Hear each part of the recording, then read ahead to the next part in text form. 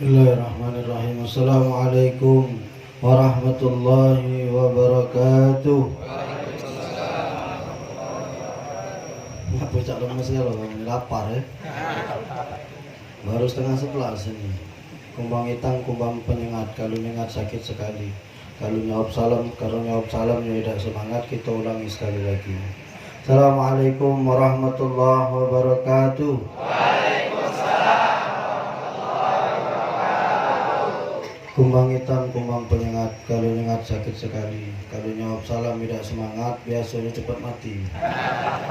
Assalamualaikum warahmatullahi wabarakatuh. Waalaikumsalam warahmatullahi wabarakatuh. Allahumma salli wa sallim wa barik ala sayyidina Muhammad wa ala alihi walhamdulillahi rabbil alamin.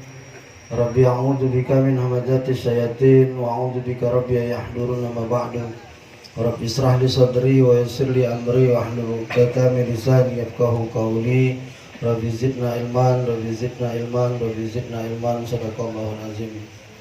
Al-mukarram wal muhtaramun yang sama-sama kita hormati, para orang tua, guru-guru, para pemuka agama, pemuka masyarakat, para alim, para ulama, para kiai, para habaib, para asatidzah, para guru-guru mulia yang tidak bisa saya sebutkan satu persatu yang berada di hadapan kita semua.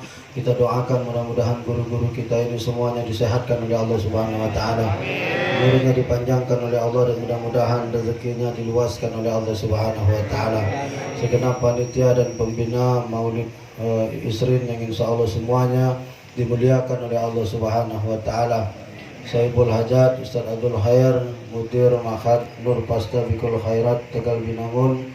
Insyaallah mudah-mudahan beliau umurnya dipanjangkan oleh Allah Subhanahu wa taala, badannya disehatkan dan rezekinya diluaskan oleh Allah Subhanahu wa taala.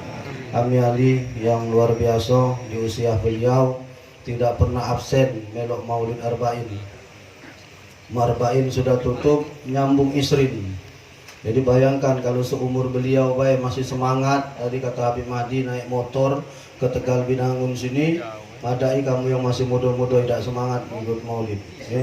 Malu kita dengan beliau. Satu kali pun tidak pernah absen dalam mengikuti Maulid Arba'in. 40 hari keliling di Palembang ini. Dari satu musola ke musola, dari satu masjid ke masjid, dari satu majelis ke majelis. Ami Ali tidak pernah absen. Bahkan malam hari ini hujan-hujan, beliau masih menyempatkan diri ke sini. Masya Allah, doakan beliau umurnya dipanjangkan oleh Allah Subhanahu wa taala, rezekinya diluaskan oleh Allah Subhanahu wa taala dan badannya disehatkan oleh Allah Subhanahu wa taala. Kang Ma Insinyur Sudarto ini di belakang kami. Beliau ini adalah ketua Persaudaraan Setia Hati Terati cabang Palembang.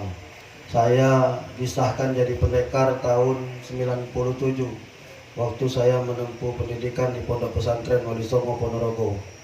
Jadi aku ini memang pendekarnya, bukan eca-eca. Baca di dajal. Ya, memang pendekarnya, bukan eca-eca. Aku ditesnya, tanya lah Mas Sudarto ini. Ada kartu warganya, tanggal 3 Juni.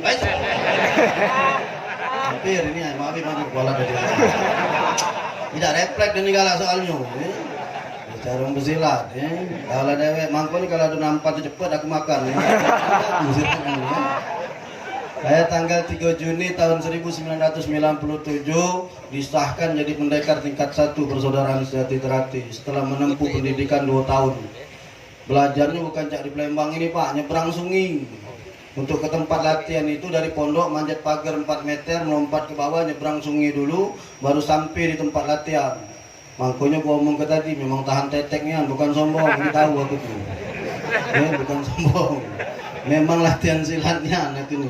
Dan saya menjadi pelatih kurang lebih 6 tahun di Palembang dan satu kampung di Kapten Aripai itu seluruhnya jadi pendekar galau anak lentik. Setelah seluruhnya sudah jadi pendekar galau, anak mulai ceramah, kampung sudah mulai anak tinggalkan. Nah, sejak saat itu saya tidak ada lagi ngelatih, saya tidak lagi bersilat secara fisik, saya mulai melatih bersilat lidah. Drama maksudnya dia drama. Kalau silat fisik sudah selesai urusannya. Nah ini Kang Mas Insinyur Sudarto, beliau ketua Persaudaraan Setia Hati Terati yang berada di kota Palembang ini, yang mana warganya hampir 1000 Mas, aduh, hampir kurang lebih 1000. Kemarin kita baru melaksanakan Rakornas, rapat kerja nasional di Jakabaring ya. Dan alhamdulillah Bapak Gubernur dilantik ya, menjadi warga kehormatan persaudaraan Setiahati Terati. Dan sekarang di halaman kantor gubernur itu ada latihan pencak silat PS1. Jadi kalau yang nak melok silahkan ya, yang penting tahan banting itu aja. Namanya latihan silat bukan nari gitu nih. Iya, melengok nari bae. Nah, latihan silat kena terajang kena kebuk itulah urusan kita lain. Sisip dikit kena banting, selesai ya. Yang saya hormati kawan-kawan Juleha, Juru Sembelih Halal Ustaz Rahman dan kawan-kawan. Dan saya pun sebenarnya Habib Mahdi yang diminta pembina Juleha ya. Karena anak ini hobi nyembelih, memang dari kecil anak lahir di pucuk kandang kambing. Anak lahir di pucuk kandang kambing di Masjid Agung. Kalau kamu tahu Masjid Agung yang lama dari kapuran belakang ya. Nah, di belakang Masjid Agung tempat wudhu itu dulu kan ada kandang kambing. Anak lahir di situ. Itu rumah yayaku ya. Dulu, sekarang lagi digusur wong. Anak balik ke Kapten Rifai, dulu yang lain banyak berlari ke Pelaju di sini, daerah sekitar sini ya. Nah, jadi anak memang lahir di pucuk kandang kambing dan memang biasa nyembelih. Diajaklah sama kawan-kawan Juleha menjadi pembina juru sembelih halal. Juru sembelih bukan juru letak. Karena di Indonesia ini yang paling banyak tukang tetak nih. Jatah rakyat sejuta diinjeknya 500. Setaknya itu. Ya. Iya, vaksin rego 300 jualnya sejuta, ya nah, itu banyak tukang-tukang tetak. Kalau kami ini nyembelih ini asli, bukan tetak, ya. Nah, kalau bahasa budak-budak Juleha ini sekali tarian. Jadi kalau nyembelih itu serat, memang nariknya, pisaunya tajam, nyembelihnya pakai teknik. Karena kita kasihan banyak masjid-masjid, musola-musola, kadang nyembelih sapi itu 2-3 kali. Ada juga kadang hukum nyembelihnya juga tidak benar, tidak pas. Nah, kami latihan. Nah, kalau nak beli sapi belum terbeli, kami latihannya di RPH, di tempat pemotongan hewan di Gandus. Jadi kalau kamu nak melok malam-malam, jaturi gabung dengan Juleha, ya. Ngawak golok dewek bermodal. Dia beli dengan Ustaz Abdul Hayy, jual golok itu golok kalau di situ, ya. Aku lah ceramah malam hari ini, lah disiapinnya golok untuk aku hadiah itu. Iya, Bi. Nah, Ustaz, dua kita tanggung jawab, tapi minta juga.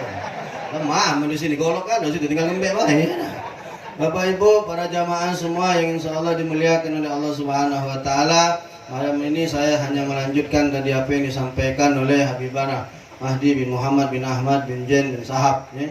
Di awal tadi beliau menekankan tentang bab nasab, bahwa menjadi habaib, menjadi habib itu anugerah memang dari Allah, bukan buat-buatan. Gak usahlah nak ngaku-ngaku jadi habib, gak usahlah. Kalau kita ni berkawan mak ini biarlah senang. Ngapu anak dekat para habaib, dekat dengan mereka-mereka ini. Ngapu anak nak ngambil fotonya itu. Iya, Bi. Jadi kalau aku kaget nyelangsar ke neraka, aku tunjuk ke dengan malaikat. Nah, ada Habib Mahdi. Mau menawar aja, enggak nak masuk ke neraka lagi lah. Lah. Iya kan? Kita tunjukkan. Kamu ni ada cerita Sayyidina Umar bin Khattab ketika meninggal dunia.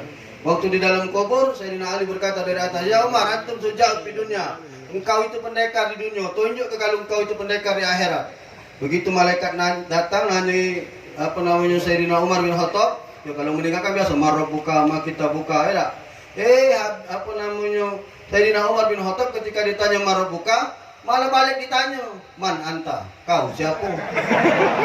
Jadi malaikat lain model siku. Dia noleh dengan malaikat sikonya, siapa ini? Ada ashabu Muhammad. Ini sahabatnya Rasulullah. Oh, jangan ditanya orang kau gitu. Kira-kira bayangannya mah itulah, ya. Anak lah banyak foto-foto dengan Nabi Habib ini. Kami kira-kira nyelangsa ke neraka. Api aku lebar pula, ketunjuk ke lebih. Ada malaikat gak ada nyingon, Dapat kita dia hadir di Ariyat, ya. Tempat Habib Hamid Umar Al-Habzi. Subhanallah, anak di sana tadi. Anak diinjuk kembang sama Abuya Muhsin, Habib Muhsin Al-Habsi sama Abuya Habib Umar Abdul Aziz bin Abdurrahman bin Syihab. Diinjuk kembang kantil. Kalau kami orang Esa Terati ini sudah biasa main ke kembang kantil itu. Karena kami ini gawe kami macam itulah kalau disahkan maki kembang taman, maki tumpeng, maki apa ya. Anak tahu. Tadi anak lagi duduk, ada kembang itu ada 7 ekor. Habib Muhsin ngambil lah kembang 3. Diinjuknya sama anak. San, masuk ke dalam air. Siap, Bib. Anak ambil, anak masuk ke 3 di sini. Padahal ada wak-wak sebelah aku. Aku tahu wak itu pengen lewat tapi dia. Habis dia oleh Habib Husin, anak masih dengar ceramah tadi. Tahu-tahu Abuya duduk agak jauh dikit di mana? Memang Abuya agak jauh caranya. Diambil lagi 3 kembang kantil, ditaruhkan sama Abuya, ngomong ke sama bapaknya tadi, tunjuk ke sama yang peci abang itu.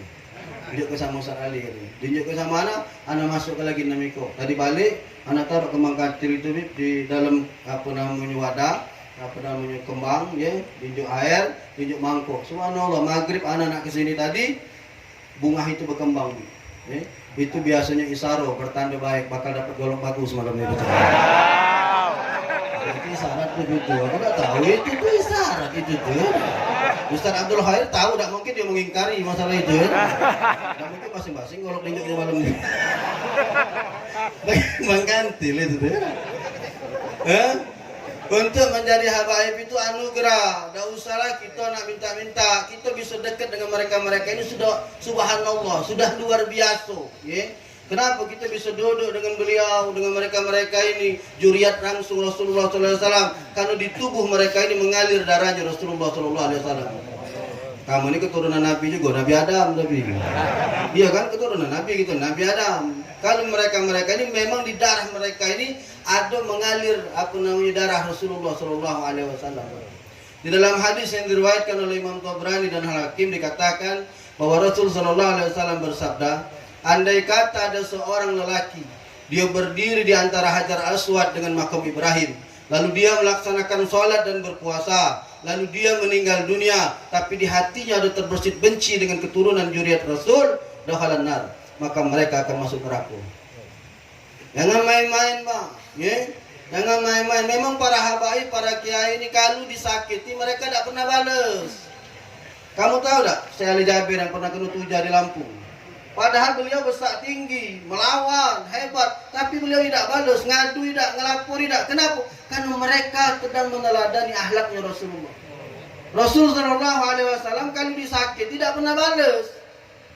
Pengemis tua butuh agama Yahudi yang tiap hari diunjuk makan sama Rasul, tiap hari ngatai Rasulullah. Apa dibalas sama Rasul? Tidak. Waktu Rasul meninggal dunia, dia tahu yang nyuapinya itu Rasulullah. Dia gemeteran, berdiri dan berkata kepada Abu Bakar, bimbing aku bersahadat, aku ingin mengikuti agamanya Muhammad. Ada seorang wanita Yahudi yang setiap hari ngeludahi Rasulullah, tidak pernah dibalas. Didiamkan baik sama Rasulullah, Pak. Ketika perempuan itu sakit, Rasulullah yang datanginya pertama kali. Lu ada kamu? Wong nyakit kita, ngino kita sakit, kita duluan datanginya. Kalau kita kena racun tikus, bibi itu jangan. Paling kecil utas ngentaknya. Nyakit kita tiap hari. Tetapi apa yang dilakukan Rasulullah? Dibiarkan sampai dia sakit, Rasulullah yang datangi pertama kali masuk dia. Apa yang kemudian terjadi? Perempuan Yahudi ini bersahadat mengikuti agamanya Muhammad. Penduduk Taif ketika Rasul hijrah ke sana, mereka mabiti Rasulullah SAW. Sampai Rasulullah terluka. Malaikat penjaga gunung murka, ya Muhammad, biarkan gunung ini kami angkat, kami timpa dengan penduduk Taif ini. Apa kata Rasulullah? Jangan, mungkin kagak ada anak keturunan mereka bakal beriman kepada Allah Subhanahu Wa Taala. Apa buahnya? Sekarang penduduk Taif semuanya memeluk agama Islam. Coba kalau gunung diangkat dan ditimpa ke, selesai penduduk Taif itu, Pak. Habis. Kamu cak Tegal Binangun ini lah kira-kira, ya? Bangsa ditimpa ke gunung, punah kan orang Tegal Binangun ini. Katik keturunannya, Ustaz Abdul Khair. Asli Ustaz, aku nyelamat ke goloknya dulu yang penting. Masuk ke golok dulu, tapi bini ujung-ujungnya ceramah. Arahnya itu memang ke sana soalnya, enak. Bapak Ibu yang dimuliakan oleh Allah, kawan-kawan semua, ya, bahwa mereka ini ketika disakiti bukan tidak melawan. Para habaib, para kiai ketika mereka disakiti, difitnah, bukan tidak melawan, tapi mereka sedang meneladani akhlak yang diajarkan oleh kakek beliau, oleh kakek-kakek mereka. Tinggal kita inilah berpikir, kamu nak pengen apa sejarah berulang? Lupa kita nyakiti kiai, Pak. Tahu dengan Buya Hamka? Buya Hamka itu pernah dipenjara 2 tahun oleh Insinyur Soekarno, Pak, Presiden pertama Republik Indonesia. Tapi begitu meninggal dunia, Buya Hamka lah yang kemudian menjadi imam, mengimami sholat jenazahnya Bung Karno. Jadi jangan galak nyakiti ulama, jangan galak nyakiti kiai. Kaget sejarah berulang, kamu mati siapa nak ngimami kamu? Kamu mati siapa? Ustad-ustad nila nah, Habib-habib nila, kiai-kiai nila yang bakal ngimami kita. Mangkonya parai mereka ini. Kamu kalau mati yang dicari siapa? Apa namanya? Pak RT, lurah, camat, wali kota, gubernur, menteri, presiden. Siapa yang dicari kalau mati? Ustad, Habib, kiai. Nah kata Ustad, tolong Ustad, bapak aku mati Ustad, imami. Kau tu lah juga imami. Jangan Ustad, Ustad tu lah. Oh dalam hati ku mati kau unjuk ke kami, waris kau membeknya. Ini tidak adil macam itu.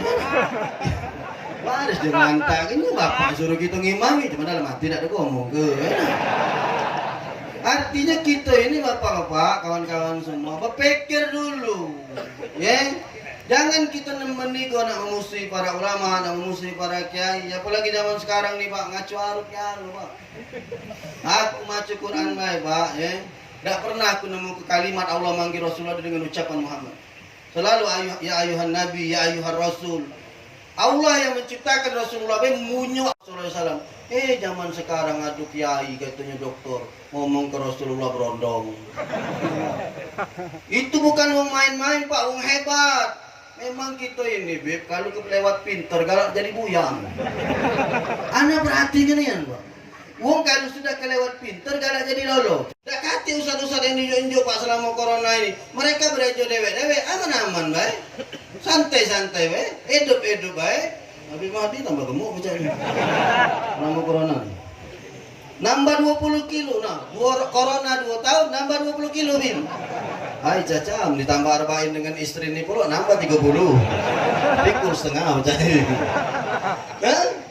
Mereka lah orang-orang paling ikhlas. Dulu ketika negeri kita ini diserang oleh kelompok-kelompok komunis, siapa yang menyelamatkan negeri ini? Siapa yang memerang mereka? Kiai-kiai dari pondok pesantren. Ketika para komunis selesai ditumpah, apa kiai-kiai ini ngambil kedudukan dan jabatan di negeri ini? Tidak, mereka balik lagi ke pesantren. Mereka mimpin lagi santri-santri, mereka mimpin pesantren, tidak hati nak minta jabatan. Makanya anak ngomong, para habaib, para kiai, mereka lah orang-orang yang paling ikhlas Pak di negeri ini. Jadi jangan menigo dimusuhi, jangan menigo diuyuk-uyuk, ya. Jangan menigo disakiti. Ngapo? Kaget berbalik sejarah, ya. Orang yang menyakiti para ulama dan kiai, justru mereka lah nanti yang bakal mengimami kita ketika kita meninggal dunia. Tak kacik nak dicari Pak, siapa? Apalagi benci dengan juriat Rasul, ya. Sedih kita juga habaib dinistahkan, di penjara, diapukan, ya. Siapa nak nanggung jawabnya ini Bapak Ibu? Dia di dunia ini cuma sementara Pak, 60-70 tahun. Lebih dari 70 tahun Nasaro kamu makan dia oper-operan. Iya parak kini tak baca. Parak kini tak baca. Nasaro kan lu. Mentu pakai kaos kaki, apa galak masuk angin. Artinya apa? Dunia sementara 60-70 tahun. Lewat dari situ finish. Kaget kita selamanya di akhirat sana. Sanggup kamu mempertanggungjawabkan itu. Maka melalui peringatan Maulidur Rasul ini, saya ingin mengajak kepada kita semua, harusnya ada maulid ini, kita semakin cinta kepada Rasul dan semakin cinta kepada juriat-juriatnya Rasulullah Sallallahu Alaihi Wasallam. Insyaallah tausiah singkat saya ini bermanfaat, karena saya hanya meneruskan, tidak boleh lebih daripada yang ceramah pertama, tapi masalah golok tetap disambungkan. Terima kasih. Assalamualaikum warahmatullahi wabarakatuh.